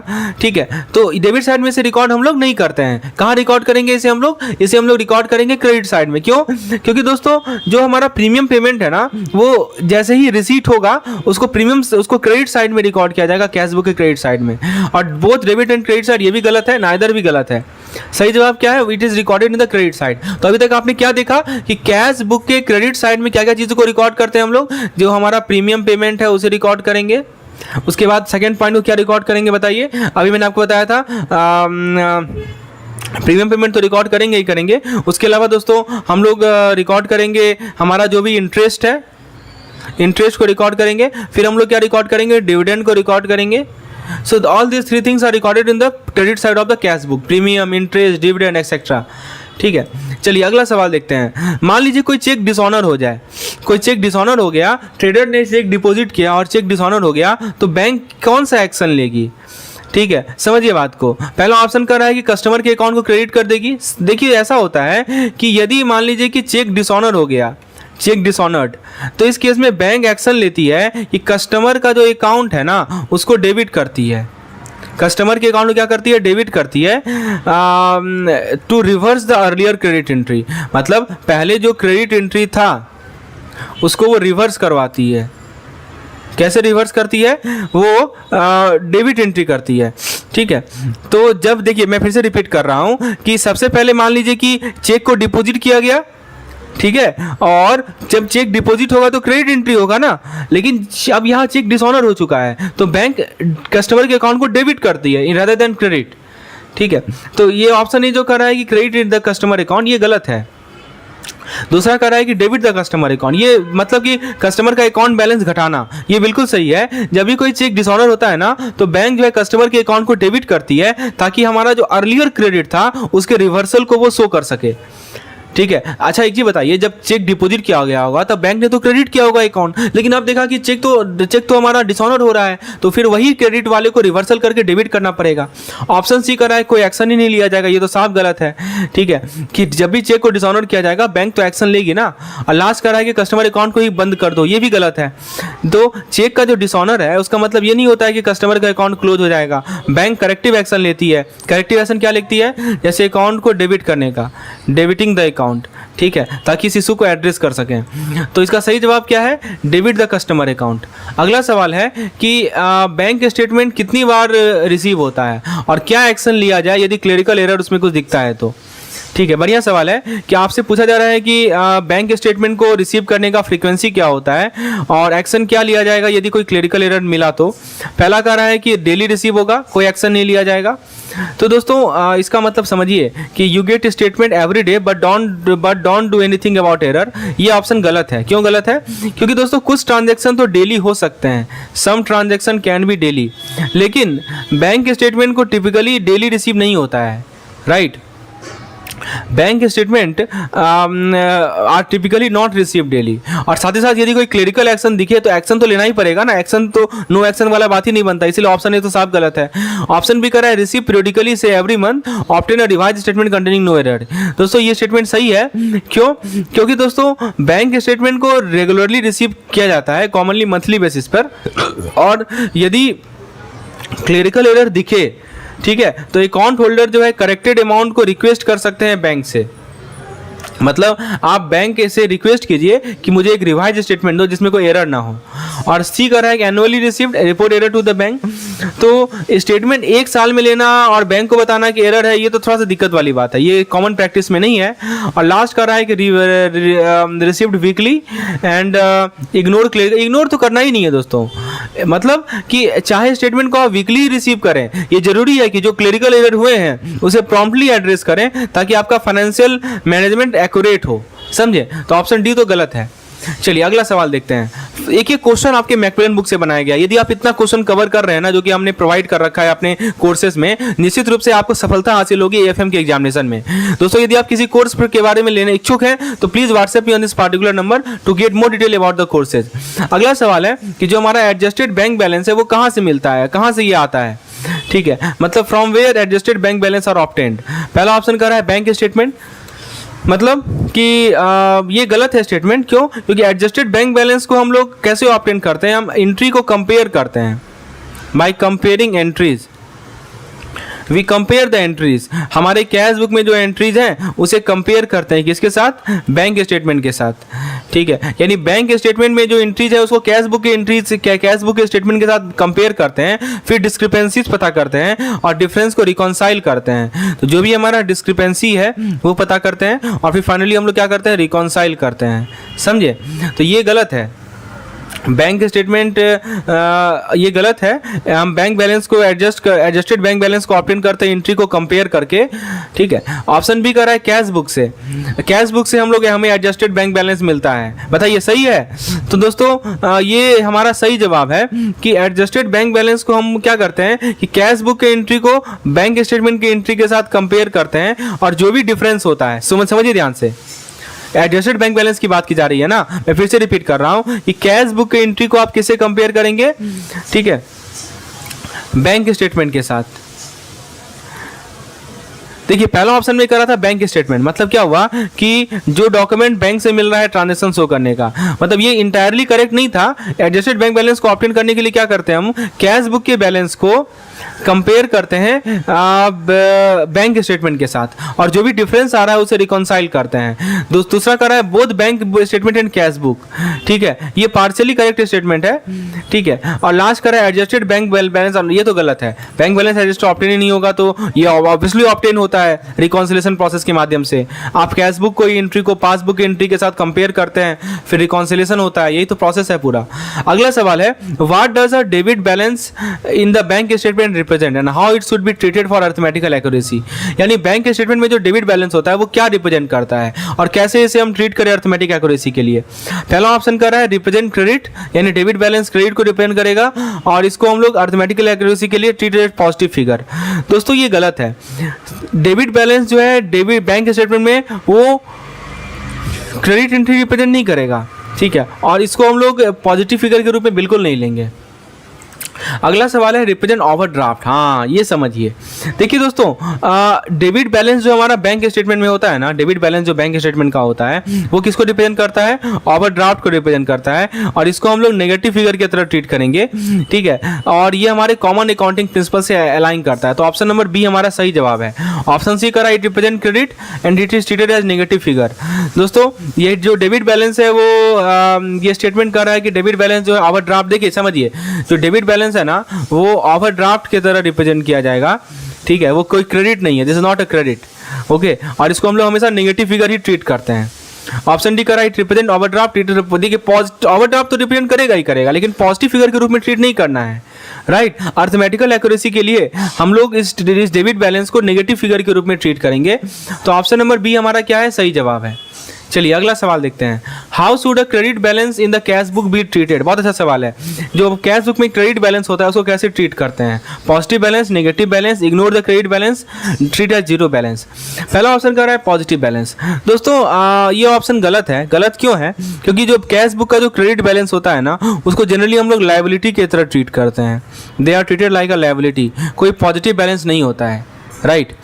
दूसरा कह रहा है कि निगेटिव बैलेंस, तो मतलब क्या हुआ, जैसे आप पैसा उधार ले रहे हैं तो ये नेगेटिव होता है। तो क्रेडिट बैलेंस जो कैश बुक का जो क्रेडिट बैलेंस होता है ना, कैश बुक का हम लोग क्रेडिट बैलेंस की बात कर रहे हैं, ठीक है, वो एक तरह का लायबिलिटी होता है, वो या मनी जो हमने उधार ले रखा है वो होता है, इसीलिए इसको नेगेटिव बैलेंस ही ट्रीट किया जाता है। तो ऑप्शन नंबर बी हमारा क्या है? सही जवाब है।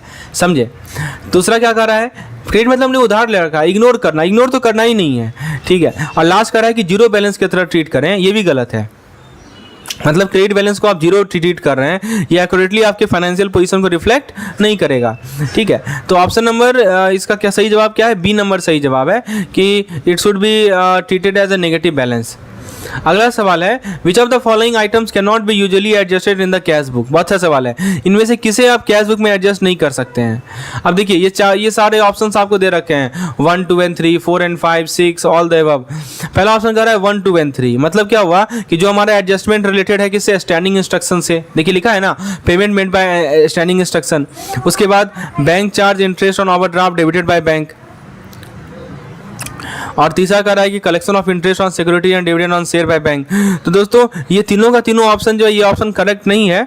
ये 1, 2, 3 आइटम यूजुअली एडजस्ट कर सकते हैं कैश बुक में, ठीक है। तो इस तीनों को तो हम लोग एडजस्ट कर सकते हैं ना, कि मान लीजिए कि स्टैंडिंग इंस्ट्रक्शन के द्वारा बैंक ने पेमेंट किया, स्टैंडिंग इंस्ट्रक्शन के अनुसार बैंक चार्ज या बैंक ओवरड्राफ्ट पे इंटरेस्ट जो कि बैंक ने डेबिट किया, या मान लीजिए कि सिक्योरिटी पे इंटरेस्ट कलेक्ट हुआ, शेयर्स पे डिविडेंड कलेक्ट हुआ, तो ये तीनों को तो कर सकते हैं। दूसरा ऑप्शन कर रहा है 4 and 5 यानी debit for the dishonour of cheque in the passbook and direct deposit made by the customer in the trader. दोस्तों ये भी ऑप्शन गलत है, क्योंकि आइटम 4 और 5 को भी हम कैश बुक में चाहे तो एडजस्ट कर सकते हैं। फिर लास्ट कर रहा है, नेक्स्ट ऑप्शन कर रहा है 6 यानी error committed in the cash book. तो जो भी एरर हुआ है कैश बुक में इसमें करेक्शन चाहिए, तो टिपिकली इसको हम लोग एडजस्ट नहीं करते हैं कैश बुक में। तो दोस्तों सही जवाब क्या है? सही जवाब है हमारा ऑल द अबव, यानी जितने भी ऊपर एंट्रीज आप देख रहे हैं ना सभी को हम लोग एडजस्ट नहीं कर सकते, राइट। ऑप्शन नंबर 6 सही होगा, क्योंकि बाकी सबको एडजस्ट कर सकते हैं, लेकिन जो कैश बुक में एरर कमिट हो गया उसको हम लोग एडजस्ट नहीं कर सकते, ठीक है। अगला सवाल है कि इनमें से कौन सा एडवांटेज है बैंक रिकॉन्सिलिएशन स्टेटमेंट को प्रिपेयर करने का? पहला ऑप्शन कर रहा है it help in committing fraud, गलत है, ठीक है। देखिए बैंक रिकॉन्सिलिएशन स्टेटमेंट एक कंट्रोल मैकेनिज्म है जिसको डिजाइन किया गया है ताकि फ्रॉड को हम रोकें, कमिट करने के लिए नहीं किया गया है। ऑप्शन ए तो ऐसे ही गलत है। ऑप्शन बी कर रहा है it serve as a control technique for the management, मतलब कि ये कंट्रोल टेक्निक की तरह काम करता है ये मैनेजमेंट के लिए। मतलब क्या हुआ कि ये हमारा सही जवाब है। एक सिग्निफिकेंट एडवांटेज यही है बैंक रिकॉन्सिलिएशन, इसको बीआरएस हम लोग बोलते हैं, शॉर्ट में क्या बोलते हैं इसको हम लोग? बीआरएस। यानी बैंक रिकॉन्सिलिएशन स्टेटमेंट को प्रिपेयर करने का एक सिग्निफिकेंट एडवांटेज ये है कि ये एक तरह का कंट्रोल टेक्निक की तरह काम करता है मैनेजमेंट के लिए। इससे आप एक्यूरेसी को इंश्योर कर सकते हैं, आप एरर को डिटेक्ट कर सकते हैं, और कंसिक्वेंटली आप फाइनेंशियल कंट्रोल को मेंटेन कर सकते हैं, राइट। तो ये सबसे बड़ा एडवांटेज है बीआरएस प्रिपेयर करने का। It serve as a control technique for the management. इसके थ्रू आप एक्यूरेसी, एरर, फाइनेंशियल कंट्रोल सब कुछ मैनेज कर सकते हैं। ऑप्शन सी कर रहा है कि it hides error in the cash book, मतलब ये कंसील करता है कैश बुक में मिस्टेक, ये भी गलत है। पर्पस यही होता है बीआरएस का कि हम आइडेंटिफाई करें और एरर को रेक्टिफाई करें, ना कि उसे हाइड करें, ठीक है, तो ये गलत है। ऑप्शन डी करा it increases the accuracy of the cash book entry, यानी ये भी पार्शियली करेक्ट है। बीआरएस हेल्प करता है एरर को आइडेंटिफाई करने में, एक्यूरेसी बढ़ाने में बैंक बुक एंट्री का। प्राइमरी गोल है कि हम डिफरेंस को रिकॉन्साइल करें, बैंक स्टेटमेंट और कैश बुक के बीच का जो डिफरेंस है, ठीक है। तो ऑप्शन नंबर बी हमारा क्या है, सही जवाब है यहाँ पे। It serve as a control technique for the management. अगला सवाल है कि जो हमें चेक मिल रहा है कस्टमर से और बाकी लोगों से, उसको कहाँ शो करते हैं, कैश बुक में, ठीक है। ऑप्शन ए कर रहा है क्रेडिट में शो करते हैं, यानी कि हमारा कैश बुक के राइट साइड में शो करते हैं, यानी जो चेक हमें कस्टमर से मिला, ये गलत है। जो चेक रिसीव होता है ना, उसको हम लोग डेबिट साइड में रिसीव करते हैं, ना कि क्रेडिट साइड में। ऑप्शन बी कर रहा है कि डेबिट साइड में हम लोग उसे पोस्ट करते हैं। दोस्तों ये हमारा डेबिट साइड क्या होता है, कैश बुक का लेफ्ट साइड होता है, पता है आपको। तो ये हमारा सही जवाब है कि जो चेक रिसीव होता है उसको हम लोग कैश बुक के डेबिट साइड में शो करते हैं। क्यों? क्योंकि ये हमारा इनफ्लो ऑफ कैश को रिप्रेजेंट कर रहा है, इसीलिए। ऑप्शन सी कर रहा है एसेट, तो एसेट का मतलब कि जो रिसोर्स बिजनेस के द्वारा ऑन किया गया, खरीदा गया, ये भी गलत है। जो चेक रिसीव होता है ना, उसको हम लोग एसेट मानते हैं, लेकिन क्वेश्चन कहाँ जा रहा है कि कैश बुक के रिप्रेजेंटेशन का, तो ये भी गलत है। लायबिलिटीज भी गलत है, ठीक है। जो चेक रिसीव होता है वो लायबिलिटीज नहीं होता है, वो एसेट होता है या कैश इनफ्लो ऑफ कैश होता है। तो ऑप्शन बी नंबर सही जवाब है। Cheque issued through supplier and other are shown on the, यानी हमने सप्लायर को चेक इशू किया या दूसरे को चेक इशू किया, उसको कहाँ शो करते हैं। पहला ऑप्शन कर रहा है क्रेडिट साइड, यानी कि कैश बुक के राइट साइड में, ये गलत है। जो चेक इशू होता है उसको हम लोग क्रेडिट साइड में रिकॉर्ड नहीं करते हैं। बी कर रहा है डेबिट साइड में, ये भी गलत है। चेक इशू को हम लोग डेबिट साइड में भी रिकॉर्ड नहीं करते हैं। सी कर रहा है एसेट साइड, ये भी गलत है। देखिए जब भी चेक इशू होगा वो इस कारण से क्या होगा, एसेट का तो रिडक्शन होगा, लेकिन क्वेश्चन स्पेसिफिकली आपसे पूछा जा रहा है कि उसको कैश बुक में कहाँ रिप्रेजेंट किया जाए। ऑप्शन डी कर रहा है पेमेंट, बिल्कुल सही बात है। चेक जो हमने इशू करते हैं सप्लायर को या दूसरे को, ये हमारे आउटफ्लो को रिप्रेजेंट कर रहा है। ये क्या रिप्रेजेंट कर रहा है कि हमसे कैश बाहर जा रहा है, राइट, आउटफ्लो को डिपेंड कर रहा है। इसको हम लोग पेमेंट साइड में रिकॉर्ड करते हैं कि कैश बुक में, कैश बुक की पेमेंट साइड में रिकॉर्ड करते हैं। कैश बुक का दो साइड होता है, पेमेंट साइड और रिसीट साइड। तो हम सप्लायर को चेक इशू कर रहे हैं तो हमसे पैसा जा रहा है ना जी, इसीलिए हम लोग इसको पेमेंट साइड में रिकॉर्ड करेंगे, आउटफ्लो के रूप में। और हमें चेक यदि कस्टमर से मिल रहा है तो उसको, वो हमारे पास आ रहा है, इसको डेबिट साइड में रिकॉर्ड करते हैं। सिंपल सा फंडा है, ठीक है। अगला क्वेश्चन है कि जब भी चेक को डिपॉजिट किया जाएगा, कब चेक को डिपॉजिट किया जाएगा और इशू किया जाएगा, और इसको हम लोग कब रिकॉर्ड करते हैं। यानी दोस्तों सवाल ये पूछा जा रहा है कि जब भी चेक को हमने, जो भी चेक को हमने डिपॉजिट किया या इशू किया, उसको कब रिकॉर्ड करेंगे कैश बुक में, ठीक है। तो पहला कह रहा है डेट ऑफ क्लियरेंस, मतलब ये ऑप्शन गलत है। चेक को जनरली रिकॉर्ड किया जाता है कैश बुक में डेट ऑफ डिपॉजिट में या डेट ऑफ इशुएंस में, ठीक है, उस समय नहीं जब क्लियर किया जाएगा। फिर नेक्स्ट कर रहा है कि last day of the month, ये भी गलत है। चेक को रिकॉर्ड किया जाता है कैश बुक में डेट ऑफ डिपॉजिट के बेसिस पे या डेट ऑफ इशुएंस के बेसिस पे, not basis of last day of the month, ठीक है। सी कर रहा है on the date when the cheque is deposited और इशूड, ये हमारा सही जवाब है। ऑप्शन नंबर सी सही जवाब है, on the date when the cheque is deposited और इशूड। क्यों सही जवाब है? क्योंकि चेक को रिकॉर्ड किया जाता है कैश बुक में जिस दिन उसे डिपॉजिट किया गया या इशू किया गया। और लास्ट कर रहा है on the date of withdrawal, ठीक है, on the date of withdrawal कर रहा है, मतलब कि ये ऑप्शन गलत है कि चेक को रिकॉर्ड करना कैश बुक में, ये हमारे डेट ऑफ विड्रॉल से रिलेटेड नहीं है, बल्कि डेट ऑफ डिपॉजिट या इशुएंस से रिलेटेड है। ऑप्शन नंबर सी हमारा सही जवाब है। बैंक एंट्रीज में डेबिट और क्रेडिट कब अपीयर होगा? मंथ के लास्ट एंड में। दोस्तों ये गलत है। डेबिट और एंट्री क्रेडिट जो है बैंक अकाउंट में, वो स्पेसिकली जो है लास्ट डे ऑफ मंथ से टाइड नहीं होता है। ऑप्शन बी कह रहा है only on the presentation of cheque to the bank and clearance of cheque through the clearing house. तो जब भी चेक को प्रेजेंट किया जाएगा बैंक में और जब भी वो क्लियर होगा क्लियरिंग हाउस के माध्यम से, ये बिल्कुल सही जवाब है। डेबिट और क्रेडिट एंट्री बैंक अकाउंट का टिपिकली तभी होगा जब चेक को प्रेजेंट किया जाएगा बैंक में और जब चेक क्लियर होगा क्लियरिंग हाउस के माध्यम से। बिगिनिंग ऑफ द मंथ, ये गलत है। ऑप्शन डी कर रहा है कि fund are deposited in the bank account, तो ये भी गलत है, ठीक है। नेक्स्ट क्या क्वेश्चन है? नेक्स्ट क्वेश्चन है कि when is a bank reconciliation statement prepare and why? कब बीआरएस को प्रिपेयर किया जाता है और क्यों? तो पहला ऑप्शन कर रहा है beginning of the month to plan transaction, यानी कि ये ऑप्शन गलत है। बैंक रिकॉन्सिलिएशन स्टेटमेंट को नहीं प्रिपेयर किया जाता है प्लानिंग ट्रांजेक्शन को प्लान करने के लिए, ये पास्ट ट्रांजेक्शन को रिकॉन्साइल करने के लिए यूज किया जाता है। नेक्स्ट कर रहा है quarterly to review financial performance, यानी हर एक 3 महीना पे ये चेक करना होता है कि बिजनेस कैसा परफॉर्म कर रहा है, ये भी ऑप्शन गलत है। फाइनेंशियल परफॉर्मेंस रिव्यू इंपॉर्टेंट है लेकिन बीआरएस ज़्यादा किसके बारे में है, बैंक ट्रांजेक्शन को रिकॉन्साइल करने के बारे में, कैश बुक एंट्री को रिकॉन्साइल करने के बारे में है। ऑप्शन सी कर रहा है रेगुलर इंटरवल पे किया जाएगा, जैसे मंथ के एंड में, ताकि हम डिफरेंस का पता लगा सकें और फॉलो अप एक्शन ले सकें। दोस्तों ये भी स्टेटमेंट सही है, बीआरएस को टिपिकली प्रिपेयर किया जाता है रेगुलर इंटरवल पे, खासकर मंथ के एंड में, ताकि आइडेंटिफाई कर सके और एक्सप्लेन कर सके डिस्क्रिपेंसीज को। और लास्ट कर रहा है एनुअली फॉर टैक्स पर्पस, ये गलत है। बीआरएस हमारे ओवरऑल फाइनेंशियल रिपोर्टिंग का पार्ट होता है टैक्स पर्पस के लिए, लेकिन एनुअली नहीं किया जाएगा। अगला सवाल है इनमें से कौन सा बुक कीपिंग के बारे में सही स्टेटमेंट है। तो दोस्तों आगे के क्वेश्चन को हम लोग अगले डिस्कस करेंगे, नेक्स्ट स्टडी में डिस्कस करेंगे। धन्यवाद।